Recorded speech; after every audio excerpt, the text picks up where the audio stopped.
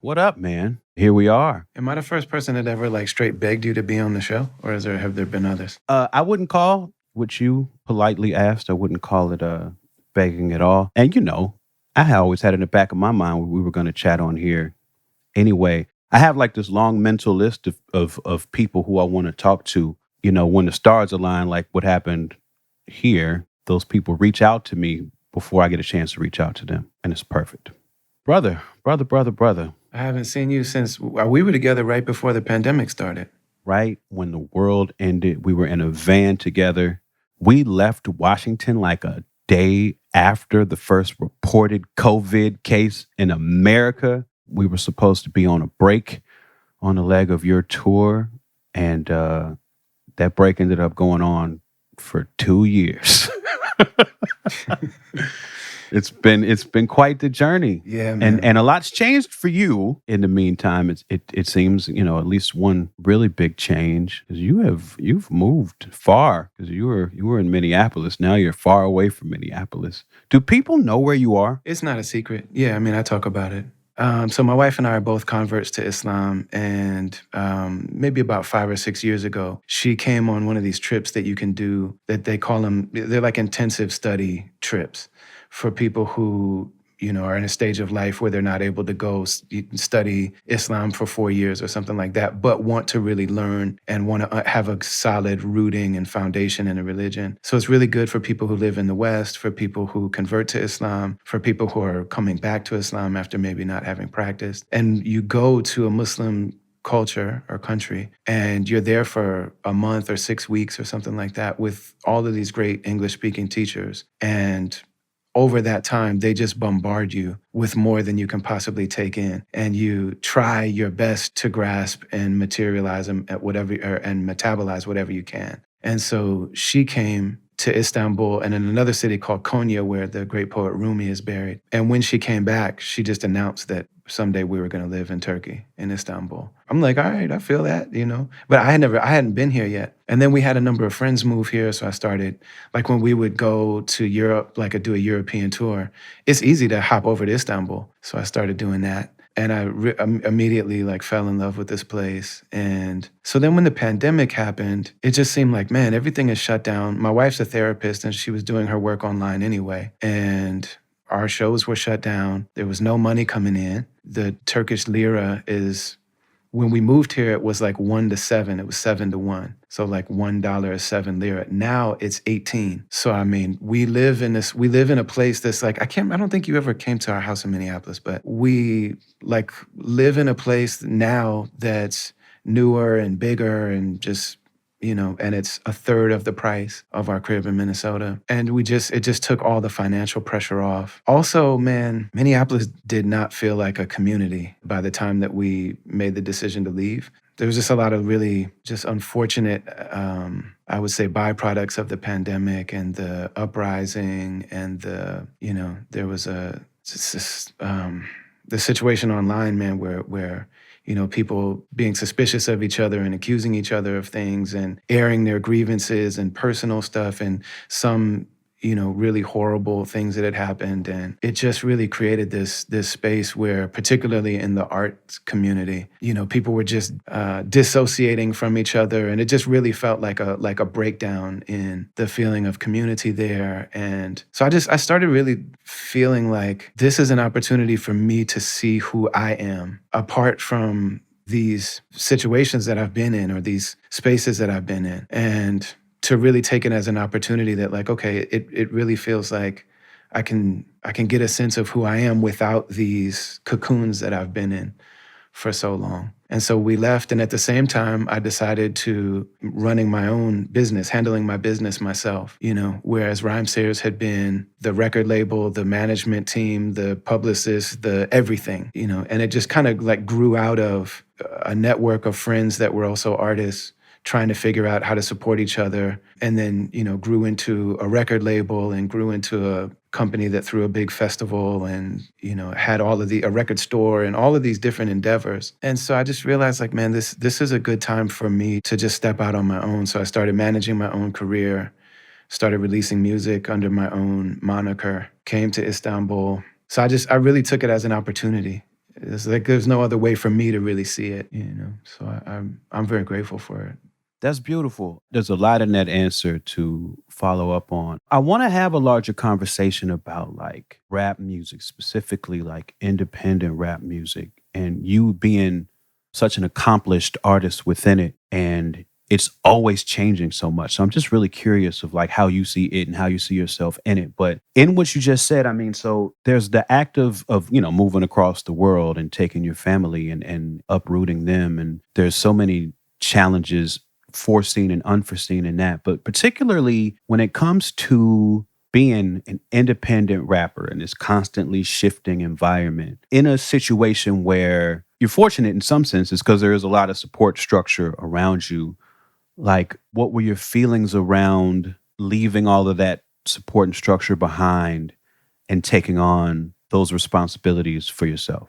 It felt like a natural growth, the same way that we grow up in the homes of our parents or grandparents or aunties or whoever's raising us, and it's very helpful and it's really beautiful, and they're there for us when we need them. And then we start then we start having some of our own feelings, like, well, why do we do this like this? Well, how come we do that like that? How come we do that like that? And then you just start getting the feeling that like I love these people and they love me. Some of these questions mean that maybe it's time for me to see what it would look like if I took some of this stuff on for myself. And so, I just felt that way. And so across the board, and I really took it as an opportunity to take a different look at myself and what my voice could be and what my platform could look like. A lot of the things that I think I might be helpful doing or what I feel like I might be able to offer isn't only putting out underground hip hop records. And so those were things that I see, and I started to have my own vision for what I want this to look like, and then also having that time. Like I've been a public person my entire adult life. Like I was an imam of a mosque before I started touring, and I taught a kindergarten class, and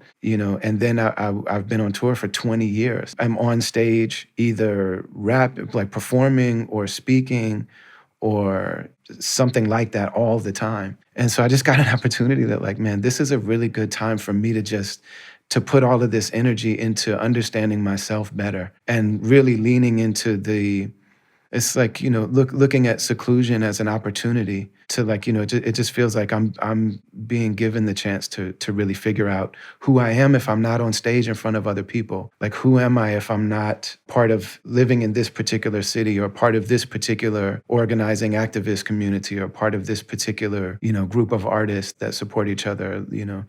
And not that I would ever not be those things. Like I still am all those things, but just really giving myself permission to just branch out and see what it would be like for me to create my own space for that. And I think a lot of people did that in the pandemic. I think a lot of people were like, okay, when it's time to reemerge, I have the chance to reimagine that now and to really hopefully understand myself better and understand what I would like this next portion or this next chapter to look like. And even if I don't know exactly what that is, I know that I would like the opportunity to shape it and create it for myself. What are some of the kinds of things you've discovered now that you're in a position to experience so much more outside of the city, outside of Rhymesayers, outside of even just being seen publicly as a rapper? What are some of the discoveries that you've made? A lot, man. I also, took this opportunity to like really do therapy for real, Mm. which is I'm like, really surprised that you hadn't. I'm really surprised that you hadn't done that. I mean, considering who your partner is, or considering who you are, even in the community, like you've been a person that people go to talk things out. It's kind of surprising that you hadn't done that yourself. yeah, I've dabbled. You know what I mean? Like I've definitely. It's not that I've never sat in that chair before, but really, really fully committing to like this isn't going to be therapy with me and my son. This isn't going to be me sitting with certain therapists for certain. This is just really going to be about me. I think that what I learned about myself that I didn't know is how much I was still looking for validation from other people, how little I believed in my own like deservingness, my own like self worth. It's crazy because we have these things that can fill in for that can stand in for that. You know what I mean? So like, well, I can write a song about feeling good about my body, Forrest Whitaker, and then I can stand up and everybody sings along. I'ma be alright.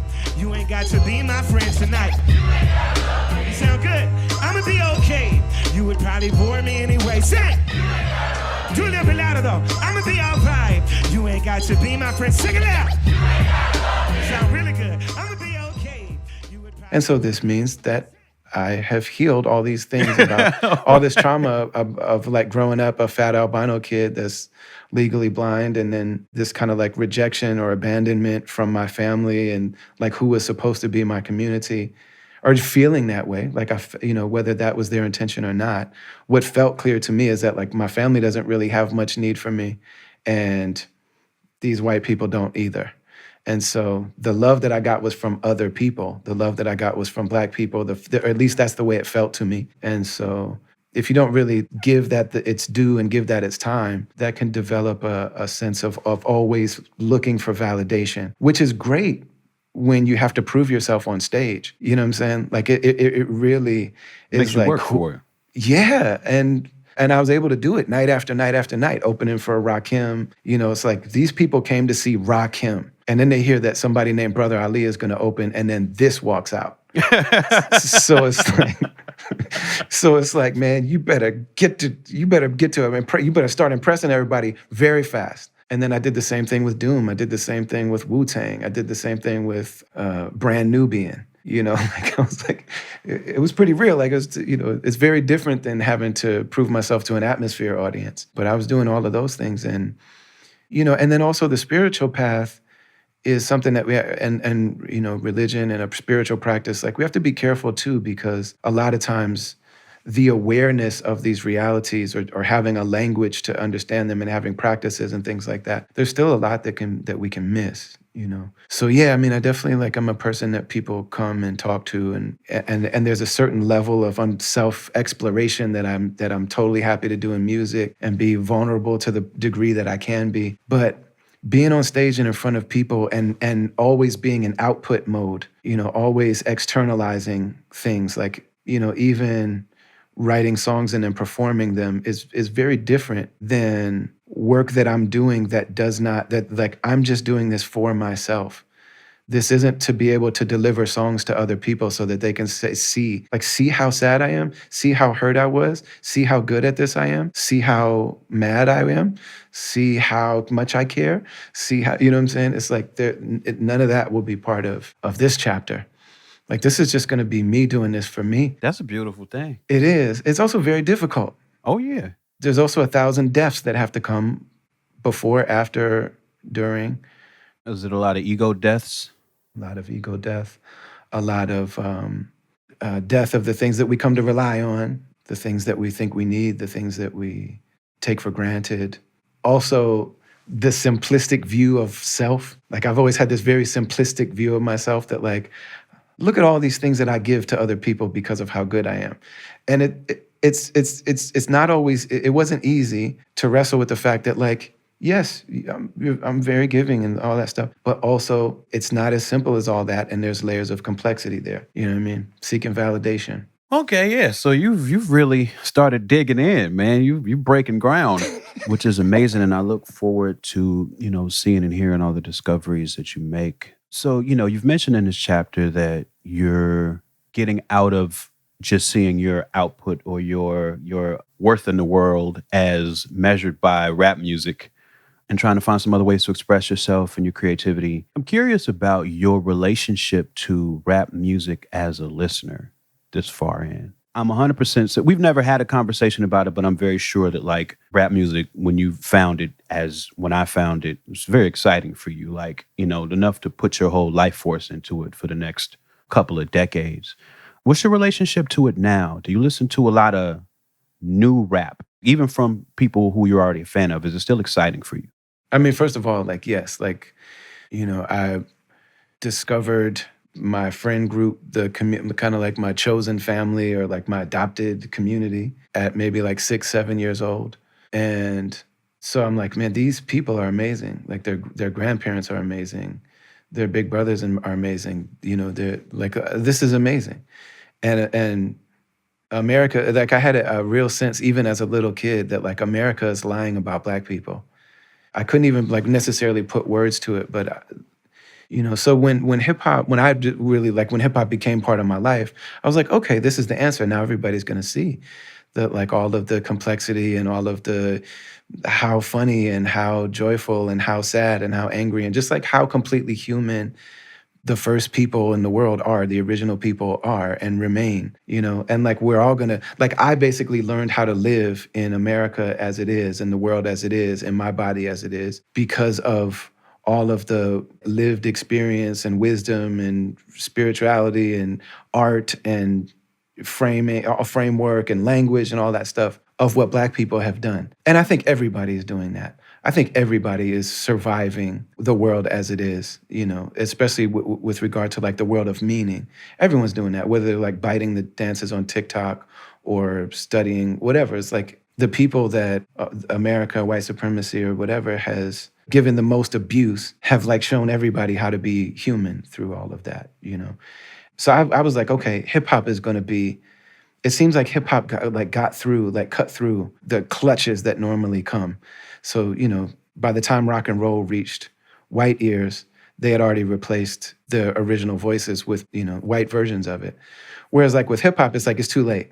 It's too late. Heavy D is already there. NWA is already there. Public Enemy is already there. Slick Rick's already there.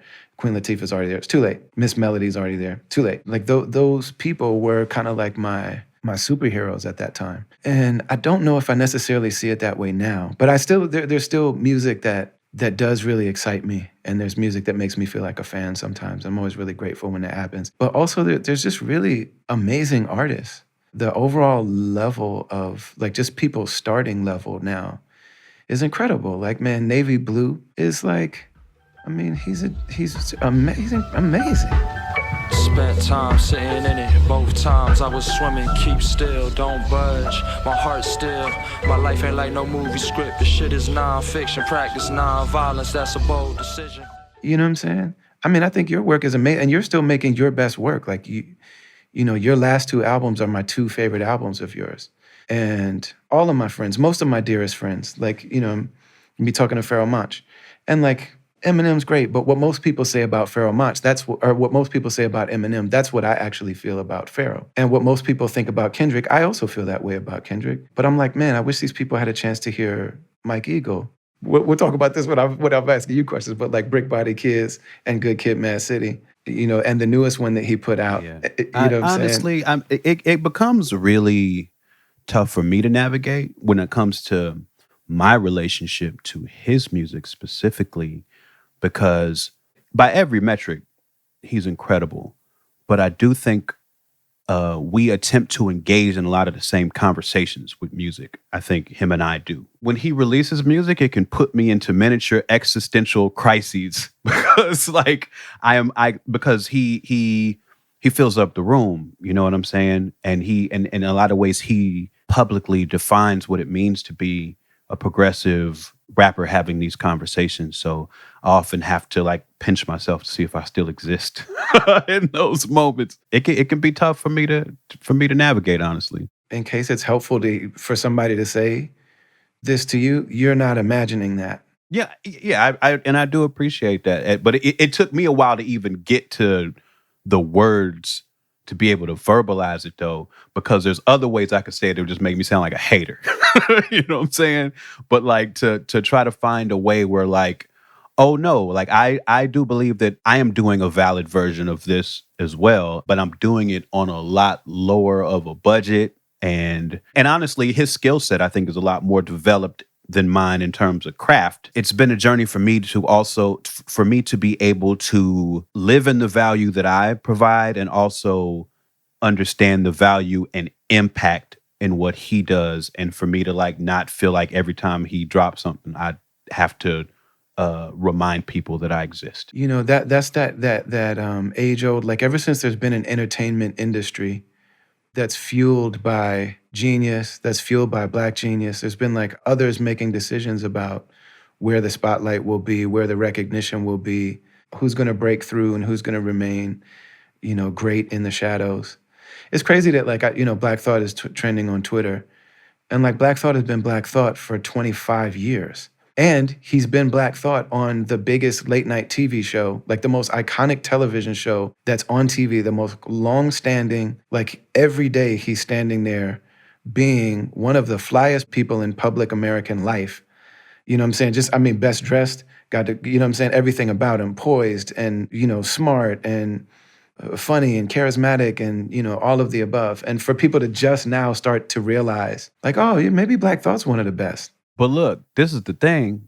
They're having that conversation now and they're giving him that, but they're going to forget again. They'll be having that same conversation, hopefully, if we're all still around in 2 or 3 years, it's going to come around again. When he releases a body of work, it reminds people. But like you say, there's a lot of machinery involved in who are the focal points in the grand conversation around entertainment. There's a lot that goes into that. And, I don't think Black Thought's ever been the person who's, been in a position where all that machine gets behind him. I don't think that's ever been the case. And he's, like you say, he's part of one of the most iconic television shows around, but the machinery of that show is around Jimmy Fallon. It's not around pushing Black Thought into our consciousness. So I think, and I was talking to, a couple of my good friends about this yesterday. Like, Black Thought is one of them people who has the curse of being too perfect. I think that actually makes it where a lot of his work, it's harder for it to resonate with people because it doesn't feel human for a lot of people. Like it's like watching a brilliant machine at work, and there's not like flaws for somebody to be like, oh, he's reaching for something. It's like, no, he's got it. He's been incredible, like you said, for 25 years, and this is another demonstration of his incredibleness. But I think for some people, it goes right over their heads. Like there's no access points to him for them.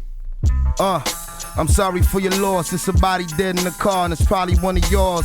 The writing all across the window in the walls. Whether it was true or false, we shouldn't have got involved. Remember, we walked past the teacher, take the chalk and laugh. And there's no moment for you to like mentally relax for a second and just kind of let a few bars wash over you. Like it's literally every single bar, like literally every single thing that's being said is amazing. Profound and perfectly crafted and perfectly delivered. I never thought you'd give me a reason to do this.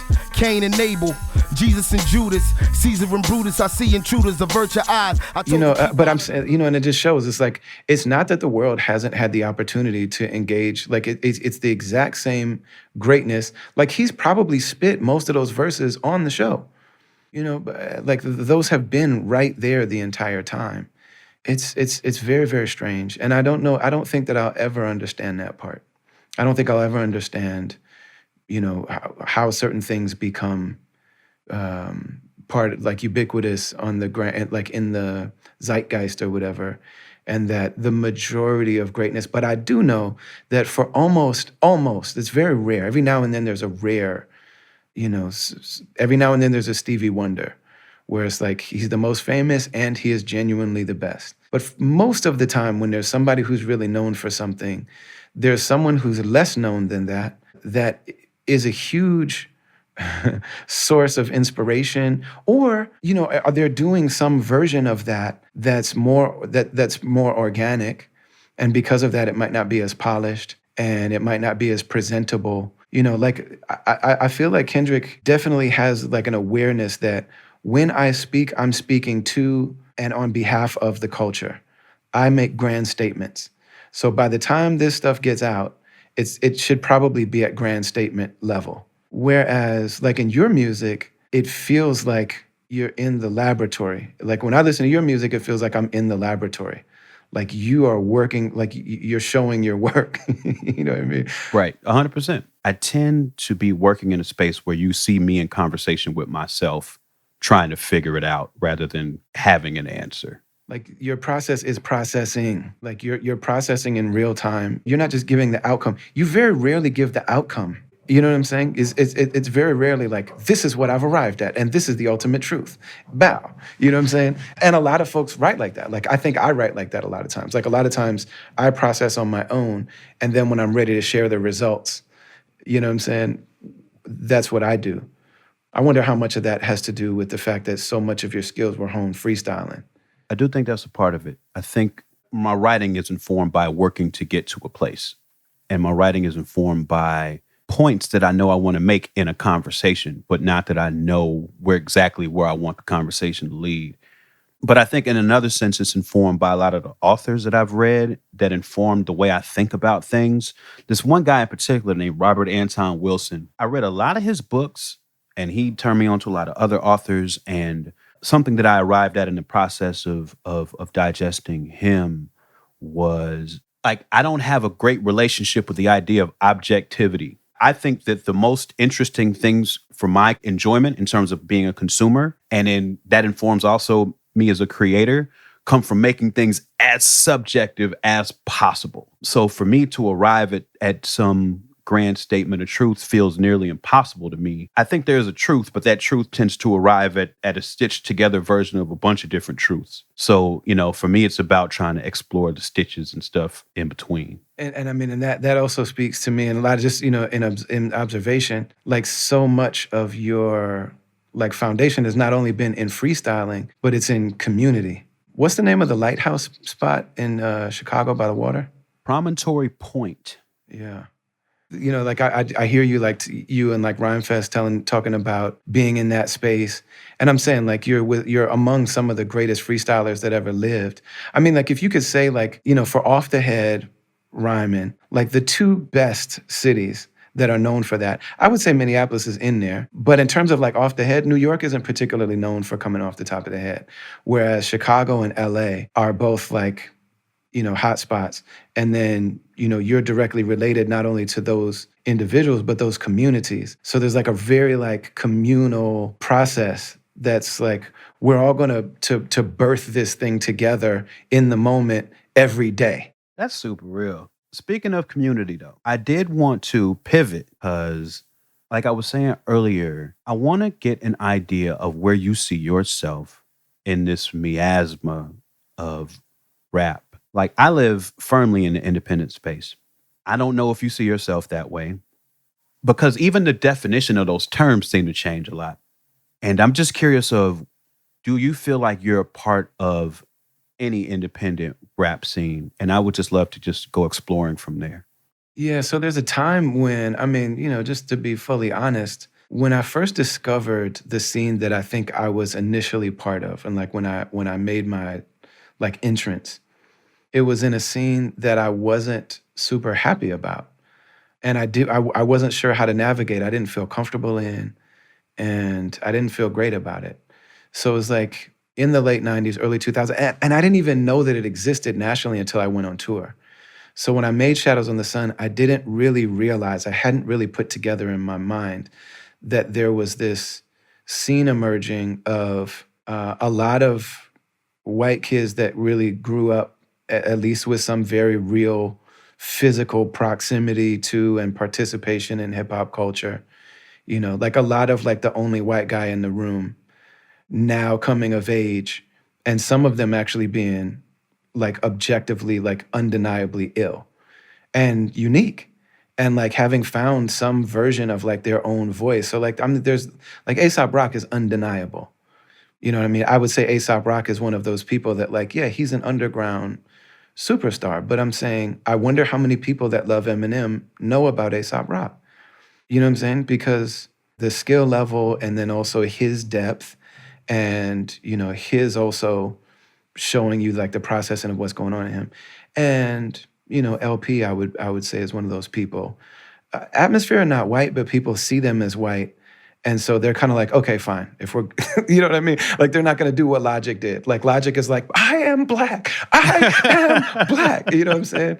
And I get it. Like, you know what I'm saying? Atmosphere is just like, fine, whatever. But they were definitely lumped in that. And I mean, and Sage Francis and, and the Grouch and Eli and like all of these people just start coming up. But I didn't realize that, and Copyright and so many other people, but I didn't realize that there was like a growing movement of this stuff where most of the artists are white, most of the fans are white. If I had the chance to like sign up for something, that's not what I would have signed up for. My relationship with that has changed over the years. And I've started to see that there is something very. First of all, I've come to just love a lot of these people. Some of them I don't know like that, but When you say these people, you mean these artists that you're mentioning? the artists and the fans. Yeah, Gotcha. the artists and the listeners. But yeah, like when I first started out, I didn't understand Sage Francis. I didn't understand like, why are you here and why do you have a wig on and a Megadeth t-shirt, and like, who asked you to come in hip hop like this? And like, I didn't understand it. I was also intimidated by white people in general in terms of like their book smartness. It felt like these were all like a bunch of white people that read a bunch of books and watched a bunch of art house movies that I didn't know about. And I just was like, man, these guys all think they're smarter than me. Like, these are all book smart white boys that, and I don't like this. I didn't like it. And I never would have signed up for that, And so I was like operating in two spaces at the same time, where like half of the time I'd be on tour with Atmosphere, and the other half of the time I'd be on tour with MF Doom and Rakim and Ghostface. And, that world was embracing me, at least, especially the artists. Like, that world was saying, like, no, you belong here too. Some way more than, like, Rakim took me on multiple tours, and I was like on his tour bus, and he would have me come out, and same thing with Chuck D. And man, I mean, Lord Jamar is one of the most, for all his talk of like, Lord Jamar has always been extremely, I remember when there was that controversy about him saying white people are guests in the house of hip hop. I remember, and people were just going in on him. And I remember he tweeted, he was like, just for the record, I want everybody to know I publicly fuck with Brother Ali. You know what I mean? So I was like existing in two spaces, and for me to, but one of them I had to fight for it in the Rakim world, in the Sean Price world. I had to fight for it. Whereas in the Atmosphere world, it was like, you are the person we've always been waiting for. Like, for listeners, we've always been waiting for you, And so I think like I just kind of got swept up in the inertia of all of that.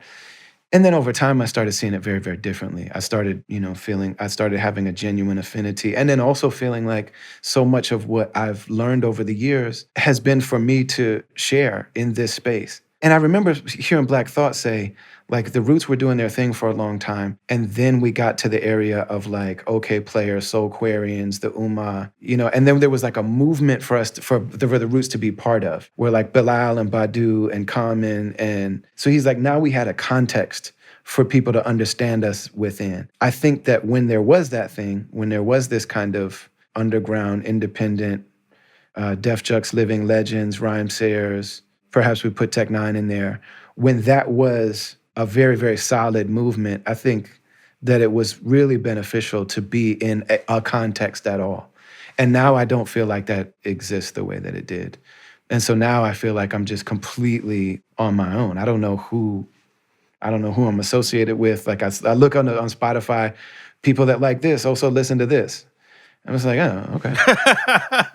But that's fascinating to me, and that's exactly like the thing I'm super curious about, because you were in that underground backpacker movement that happened, like, and all waves like that, they come and go, right? Like, all, every moment like that has a natural arc, and you've managed to outlive that. But it was important. I think it's always important to have a context.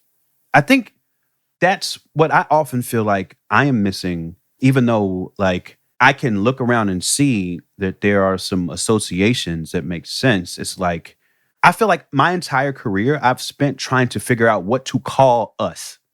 That's why I used to say art rap a lot. And now I'm like still trying to figure out like, what is it now? So it's interesting for you to feel like you're like a free roaming agent now, where in some senses with this freedom, especially separating yourself from the easy association of Rhymesayers, like you have more opportunity than ever to define your own associations. And I'd be curious, like, I mean, you're just saying you don't know, but I just think that you have a very interesting opportunity, it feels like, because you still have active fan base. You still have the passion to make music and put it out. And you still have a lot of relationships, not only in that movement we talked about, but like you said, on the other side, where like classic MCs, traditional legends. I don't know. So it seems to me like you're in a very interesting place.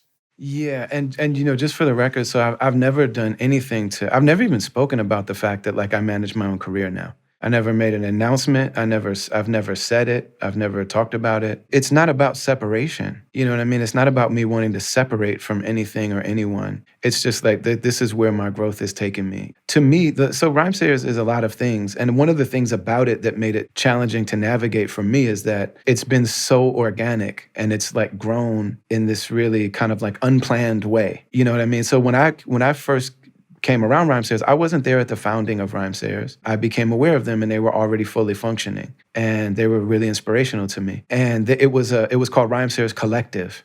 And it was just like a collective of artists that were on the same page, that worked together, they rolled together, they did shows together. They took the little $100 that if Musab played a show and they paid him $200 or something, it just went back into the movement. They put out a Beyond CD, Musab, we put out his CD, and we sell some tapes, and then we take that money. Like Musab's not getting a check for that. It's just like we take that money and we put it out, so now we could put out an Atmosphere album. And then we do that, and then we do that enough times, and now we can open a record store where we can not only sell our records and make this a hub for us, but also for the community. Like anybody can come in here and sell their stuff. And like we can have open mics and teach people, like create community and create space for people. And, but that ended up growing into, a much bigger thing, a much bigger, a record, a more traditional record label. And like we didn't have a word for a 360 deal. It was just like artists need this and this and this and this, and we're going to try to do all of that for them. So Rhymesayers really, to me, there's the music and the meaning of what that music is and those relationships and the love between people. And then there's like an operational business reality of like you know what I mean? And so to me, the music and the heart of what that is and the relationships, there is no distance. And I will forever be part of that, and that will forever be part of me. It's just like the operations of conducting business and all of that stuff. That was the part that I was like, you know what? I don't want to criticize this. I don't want to be frustrated about what expectations that I have. And I don't, you know what I mean? Like this is a thing that wasn't created for me. It was created for a group of people with an idea, and things shift, you know what I'm saying? And like, so, but I don't own a part of it. I don't own that thing. And like, I don't have a position at that thing. I'm one of the artists. And so it's really not about distancing. It's just really more about, and then also we never had a contract. There was nothing ever saying like, you have to put your music out here and like, we have to So I mean, it wasn't even, it was just like, hey, I'm going to try doing this by myself. I'm going to try doing this on my own. You know what I mean? And then a beautiful transition into doing that. Just so like, okay, what do you need? That's dope. I mean, that association is always going to be there. Just like even when I speak of your association to that moment that happened, that underground wave, like that association is always going to be there. What I think is really interesting to me, like, because there's different people that have been on Rhymesayers, a part of Rhymesayers, that they don't continue to be active in the same way that you are. Whether that has anything to do with Rhymesayers or not. And there's plenty of people who were in that underground wave that aren't active anymore. And I just think you have an interesting opportunity to decide how you want to be defined. And I guess we all have that, but we don't all have the experience, the fan base, the relationships. And now, you've started a platform where you get to even further your own narrative in whichever way you choose. And I always celebrate that. Like I celebrate longevity in this because it's so hard. The difficulty of it means that people get spit out of it left and right all the time. Like you turn the wrong corner and it can chew you up. You can lose all of your love for this. So I don't know. I think it's kind of beautiful. And one thing I'm curious about, just in terms of your experience with Rhymesayers, is what, if anything, you think gave them like staying power? Like they're an institution in hip hop. Like, what do you think gave them the staying power to outlast a lot of the movements that were around them? I usually tend to give a lot of the credit to Atmosphere. I don't think that the full context of Atmosphere is really known and is really understood and is really appreciated. For as much as Atmosphere, can still go out and rock huge shows. So it's like, yeah, they're successful. But Atmosphere's dedication, especially Slug, to always making what he's doing both about himself individually, but also opening the door for other people. You know what I mean? And that I think has a lot to do with Like Slug comes from the culture, and I don't only mean that he was around a lot of rap music. I mean that Slug's family is Black and native, like First Nation. So I mean, I think that he is somebody that's always made sure that every win for him is an opportunity for others. And I think his dedication both to what he does and also making sure that that remains the case is a big part of it. And it's just a lot of like really truly dedicated, well-intentioned human beings that are doing their best to do things well and to do things for the right reasons in whatever that means to them. That's always what I thought gave it its real strength and the bonds between those people. But it's hard to say. You know what I mean? It's hard to really know. It's hard to really know like why some things work and other things don't, why some people have longevity, others don't. It's hard to say, and it's especially hard to say when you're that person. I think it's really tempting to say like, my ego would like to be like, well, I was never young. So as I age, so I'm probably going to age well. You know what I'm saying? Like I came into this thing as already an old man. Fully formed. Yeah, well, just like old. Like I'm kind of an old person. I've kind of always been an old person. And so like when my friends were running around having fun, I was already an imam. You know what I'm saying? Like on my first tour, I was an imam. Just like I don't know if this is the way that we should be. You know what I'm saying? Not that I didn't do dumb stuff. I certainly did. Not that I didn't lose my mind. I certainly did. But like I already came in, thinking like I want to make music that plays next to Muddy Waters. I want to make music that plays next to Donny Hathaway. I was already thinking like that. So, but I'm saying that, but that's me being like, well, this is why, and I don't think we know. I don't think we know why. Yeah, but I definitely have always seen, like from the first time I became aware of you, I'm like, man, who are your peers? Not that there aren't individuals, but like, what's the scene that you can? Because it's weird because it feels like you're much younger than us. Not in who you are as a human being. As a human being, I look up to you tremendously. And so much of what I'm doing right now, I have to say this to you, is that so much of what I'm doing now, I was like kind of incubating some of that stuff when we were on that tour together. Yeah, we had some conversations about some of that stuff. Yeah. And I was really like, man, I don't feel like I'm able to offer all the stuff that's going on inside me now. And, and I was frustrated about some things and feeling trapped in some things. And like, so, I mean, we talked a lot about podcasting. We talked a lot about, other ways, just looking into other ways that we can have our outlets and stuff. So as a human being and as an actual artist, I've always felt like you're a peer or even in some ways an elder. But in terms of like when you came along, it's like you came along after that thing was kind of done, even though you're only a few years younger than me. I think I'm only 3 years older than you. I realized looking back that I kind of made a mistake. Well, I can't call it. I can call it a mistake if I'm looking at it purely from the sense of me having a career. I was in college in Southern Illinois, which is not that far away from Cincinnati, and I knew people who would go to Scribble Jam, and I never even considered it, even though I was living that lifestyle everywhere I was. My name is Open Mic because I freestyled everywhere. I hosted all of the open mic events and I rapped at all of them. I did all the battling. Like I was a b-boy. I was a graph artist. I came from that. And like some of my peers who I knew from Chicago would go to Scribble Jam.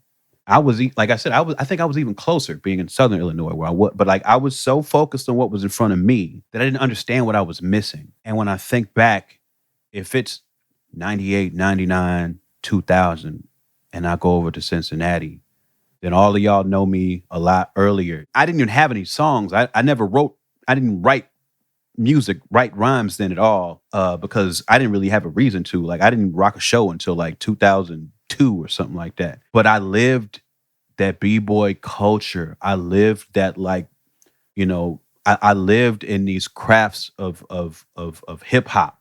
It was everything to me. And so my tribe, y'all, was a Scribble Jam, and I wasn't paying attention. The age gap my late start, which I do think is real, because I think that and I say this to people all the time, by the time I got to the table, there was not a lot of cake left. There was not a lot of bread left on the table by the time I got there. And I kind of watched a lot of my OG homies here in LA, a lot of my senseis out here. You know, I watched them eat, and then when it was my turn, the business had changed so much. The place of that kind of hip hop, even in public sphere, was just different. In some ways, I represent like the last sons and daughters of Krypton. Like, we were all on the planet and the planet exploded and they put us on all these different rocket ships to send us here. We all know where we come from, but the world doesn't have the same experience of it as we do. And so we're out here, you know, largely feeling like orphans. Yeah, you know, it's weird. Like in a lot of your stuff, it feels to me like race is an elephant in the room, like an unnamed elephant in the room. Well, I think I know where you're going, but I'll let you take us there. Well, I mean, just, you know, a lot of Black geniuses have had to try to make their living by selling their art to white people. And that's not, I mean, it's not that, you know what I mean? Like it's not part of that equation. Like it feels to me like an enormous part of the equation that, you know, like the things that you, so much of what you're saying, like I was so happy, you know, because up until, you know, Anime Trauma Divorce, my favorite album of yours had been Brick Body Kids. So when the new episode came out, where you're being interviewed about that record, I was like, dope. Like I was so excited to hear that conversation. And much props to the guy that interviewed you. He did a great job, and he clearly, like, you're friends, and he knew all sorts of details about the project that I didn't know. He clearly has such a deep reverence. But like, you're talking about the Robert Taylor homes, and look, the whole conversation could have gone by without race ever being mentioned. Like, you had to say that Chicago is segregated. And it's always one of the things that I've just seen with so much of the music that we love, whether it's now or you know, dating back for generations, is the like, it seems to me like for you to have to say those things explicitly would close a lot of doors. You know what I mean? Would just be like, nope. And I just wonder what that's meant for you. What's your relationship with that, and what's it meant for you? You know, it's been complicated because I feel like, I was talking about this even as early as my first album. Like, native tongues resonated with me as a very young person.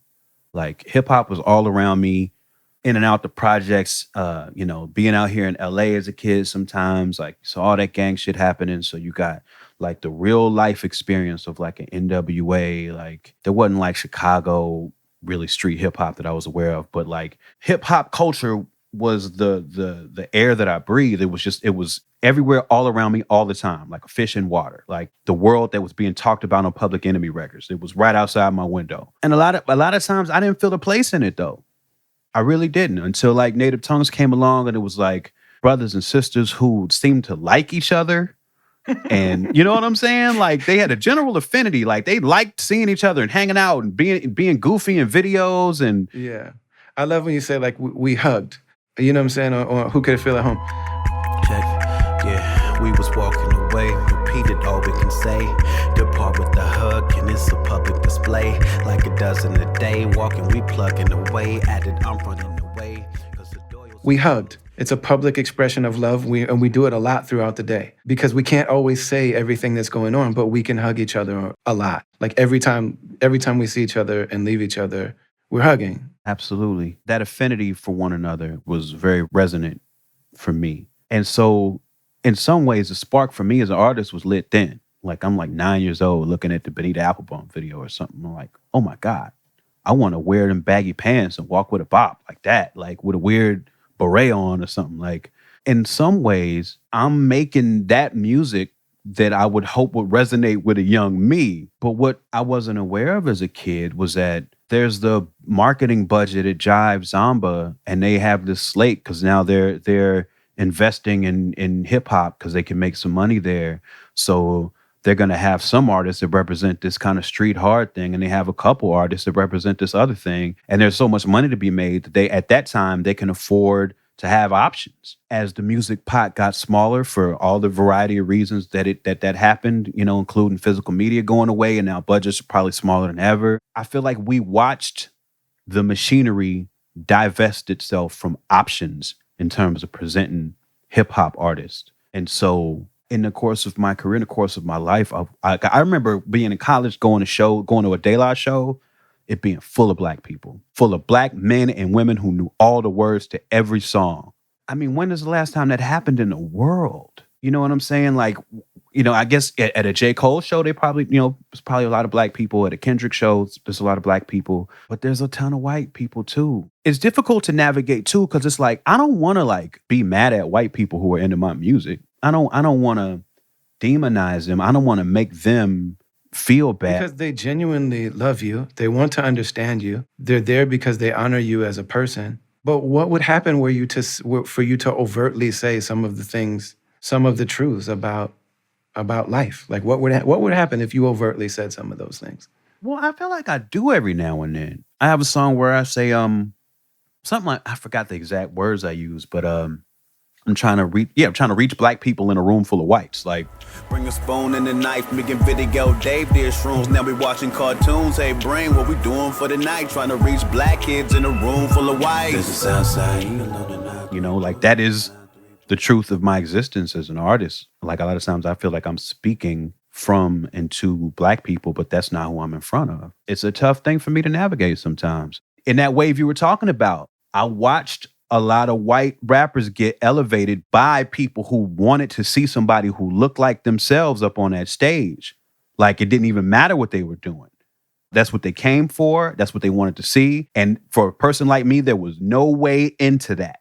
There was no way into that. You will never be a rapping ass white dude. Like no matter how great you are, you will not be that. Exactly. And that's been rough too. Do I want to talk about that to the people who did come to see me? Not really. You know what I'm saying? I do like, it's good to be able to talk to you about it. It's good to be able to process it. You know what I'm saying? Like, and I've had, many closed door conversations about these things, but it's tricky. It's complicated. There's a lot to it. There's a lot to be said about it. I have a lot of thoughts about all this shit. I guess I don't always feel like I have the right platform or avenue to discuss them. I've always felt like one of the things that so I've never really identified with being white. So I've never just, in my head, it's never been a thought that like, I'm white. Like when people talk about white people, I'm never like, oh, they're talking about me. It just is what it is. Like that's the way that inside of myself, that's what, but that's part of your journey. Like so how you was raised in a way, right? Like, but if there's a job for white people to do, I'm down for that. Like I'm here for that. I want to have those conversations because you shouldn't have to. Like, I want to have those conversations with white people because of the training and experience that I've been given, because you should not have to do that along with all the other things that you're doing. You should just be like, live life and not have to do that stuff. But, I don't know what to say about it even other than what I just said in terms of how it feels. Sometimes it feels lonely. You know what I'm saying? Like, it sometimes you feel like, you're doing a fool's errand. Because you know what your intention is, but you know what the reality of the situation is too. But I don't know if it's anybody's responsibility to do anything about that. Like, that's my choice. Like, and sometimes it's a dumb choice. And sometimes I will write about how it's a dumb choice. But I think I keep making it because there's something deep down I believe in about what this music should be, And even though I think the percentage of Black youth that are going to be exposed to is probably smaller than ever, I do think deep down that's always going to be part of my motivation. I wonder how many of us, like I'm saying this because I suspect it's almost all of us. And when I say us, I mean people who, as you put it, are operating in the shadows to a large extent. I wonder how many of us have this feeling that like, when I'm dead in the future, they will recognize. Oh yeah, for sure, 100%. They'll dig this up and they'll realize who I am. Because I'm saying like, for as much as people are like circulating these clips of James Baldwin now in 2022, James Baldwin felt like he was writing, like most of the people that bought his books were white. And James Baldwin was constantly in rooms full of white people, giving them that business, giving them that work. And, like that's the way that he felt. I'm saying, like, man, I've had this conversation with Pasta News. And like you're saying, like you've been in those rooms. I'm saying to a large extent, Pasta News and Public Enemy and like, Kweli and like so many of the people that we would look at as like, this is like the epicenter of like pro-Black Afro, like the whether it's Native Tongues or the generation after, a lot of times, like Common said, when we perform, it's just coffee house chicks and white dudes. Live and direct when we perform, it's just coffee shop chicks and white dudes. Over her, I got into it with that nigga Ice Cube. Not a fight. You know what I'm saying? Like, that's how they were feeling. So I wanted to be, so when I'm like, what world did I want to be in? In my head, I wanted to be in the OK Player world. You know what I'm saying? And I kept hollering at little brother, like, hey, man, let's go on tour together. Yeah. You know what I mean? And little brother was just like, I'm sorry, who are you? I still do that to little brother. Yeah, man. Yeah. And I'm saying, you talking about greats that are operating in the shadows. Like, Fonte is one of the greatest that ever did this thing. They say today's the truth. All days, all praise is due. Party people in the place is true. Sure as the skies are a baby blue with no clouds or a trace of dew. The lost days of my hazy youth, where I paid my dues. And my niggas used to raise the roof and move units out of state on some real independent shit. Straight out the trunk like Ray. And I'm saying, and like we know enough to know that like there's Drake, and Drake's amazing, and none to take anything away from Drake. But like for every Drake, there's a Fonte Coleman just over here being dope and making enough to feed his family and hoping that when he dies, somebody realizes that Drake wasn't all there was. Did you ever have like a, I wish I could be in that world? Like, was it the OK Player thing?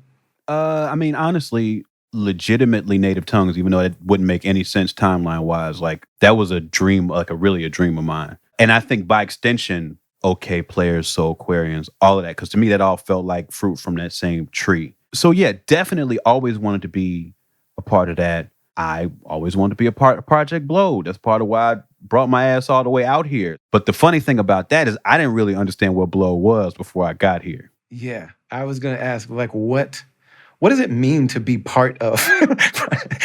Like, do they give you a jacket? Is there a chain? Is there like a ceremony? No, it's more like being part of a gang. It's really or they just stop. Do they just stop fronting on you and let you be around without getting roasted? Yeah, basically. And I was really trying to embed myself, and that meant I had to have every argument. I had arguments with AC Alone, arguments with Abru, arguments with LA Cool, where like I put myself in harm's way for this shit. And I had to, because I wasn't going to leave. And I needed them to understand that I wasn't going to leave. You could front on me in any way other than outright disrespect. You could be snobby. You could be distrustful of me because I'm not from around here. I get all of that, but I ain't going nowhere. I came to understand very quickly that even their idea of what dope was different than the one I came out here with. But for me, it was about challenging myself to acquire those skills so that I could also be an adept at this fighting style. And I'm not, and that's still a journey for me because I don't chop like they chop, like that, and because I come from Chicago where that was looked at as a different thing, so I had a resistance to it. But and you're from the South Side, you're not from the West Side. Exactly, and that's a whole nother thing. Because the West Side is that. The West Side is, exactly. You know what I mean, and the South Side is not that. The South Side is snapping. Yeah, man. The South twisting, Side is that's Kanye and Juice and Rhymefest and like. To the projects and the way they tore them all up. Like when I do a project and come back and tear them all up. Coming from the South side of the Bronx, the cars, the half moons, the stars. I'm like Jeff Fort, the way I get behind bars. That's my home, and we was all punchlines. That's all, and I, in a way, I kind of brought that to the Blowed in some ways. Like I brought punchlines, and luckily, like. My generation of Project Blow, which is, No Can Do, Dumbfounded, Satire, Swim Team, Customer Service, like we were more on that because we were influenced by Blowed, but also influenced by like the Outsiders. You know what I'm saying? Like we was listening to all of this stuff. So like, it was also like as it was in the Blowed about styles, it was also about similes and metaphors and, all of that too. So, I definitely gave my pound of flesh to be part of this. And learned a lot and still learn a lot in the process. Was there a particular person in the Blow that like from the Mount Rushmore of Project Blowed? Was there a particular one that spoke to you as like like I love all of these. I love all of Wu-Tang, but Ghostface is the dude. You know what I'm saying? Was there somebody like that in the Blow? I mean, AC Alone was like the beacon for me. You know what I'm saying? Like hearing his music in Chicago and like pouring over his liner notes and trying to understand who Micah 9 was and Abstract Rude was and like, Book of Human Language. To the 213, but protect to the EYE. Just soak it in despite all this anguish for a book of human language. That's the shit that really brought me to LA, is his shit. I can't wait to hear your episode with Micah 9. He's like one of the most intriguing figures to me. It was a hell of a talk, man. We should wind this one down, though, because we're going to get to yours. Okay. I know, I feel like you already started it, but like, quick shout to people who haven't heard your podcast yet, because then we're going to talk on that in just a second, but just let people know what it is that you're doing. Yeah, so the Traveler, it's called the Travelers Podcast. The company that me and BK1 put together is called Travelers Media for the stuff that's coming out. And the idea is that we're co-travelers in the journey of life. And so we have things like the things that speak to me and help me connect with people are spirituality, specifically Islam, art and culture, specifically hip hop, and, you know, trying to make the world a better place, specifically activism, organizing. Like these are like the worlds that I'm embedded in, that I like try to find meaning and do good things and connect with people on those. But so like all of these amazing people that I know, yourself included, the goal is for me to talk to them about, on a heart level, where's this all coming from? So like, you know, so we could talk about form, and we could talk about you know, the technicality of things. And it'd be easy, like, you know, I'm about to talk to Pharaoh. So like, it'd be easy to talk to Pharaoh much about like the technicalities of like, how did you do these syllables? And like, what's your breathing technique here? And how do you do, you know? But for me, what's most interesting and what I think is most valuable is like, on a heart level, what does this mean to you? What's bringing this out of you? What have you learned along the way? Like, what is it taught? Like, it's just like these things are things that allow human beings to, regardless of what we have in common or not, allow us to really witness the human condition and journey in another person. I was talking with Dave Chappelle over the summer, like right before coming here and starting this. And Dave was like, you know, the thing is that talking to people about what we believe in, and some people might find this odd because some people don't think that that's what Dave has done lately. But I know this is his intention, because we talked about these, like, we can talk about different perspectives in life as long as we always are deeply rooted in like the shared humanity of it all. You know what I mean? Like, as long as we're communicating on that level, we don't have to agree, and like we shouldn't agree. Like, we're not going to all have the same. But he's like, you know, you have your perspective. You know what I mean? He's like, you sit in a room full of white people and are whiter than all of the rest. You're the whitest of the whites. And somehow you're the blackest motherfucker I know. But he's like, you know, you're speaking as a human being to a room full of human beings, and that's the connection, and that's why it works. That's the idea behind the podcast. But, you know, it really, really, really, like, I have to say this, and I can't emphasize it. I can never overemphasize it. There's not a way to exaggerate it. It really is, like, seeing you specifically do it is what made me want to do it. I love Reggie Ose. I love, you know, so many of the podcasts in hip hop. Kweli is like so amazingly professorial at it. Like, he's coming at it like Gil Noble. Like, he's trying to, you know, give this is your life in a podcast form. This is your career, which is so amazing. But like, you always have spoken to people on a heart level.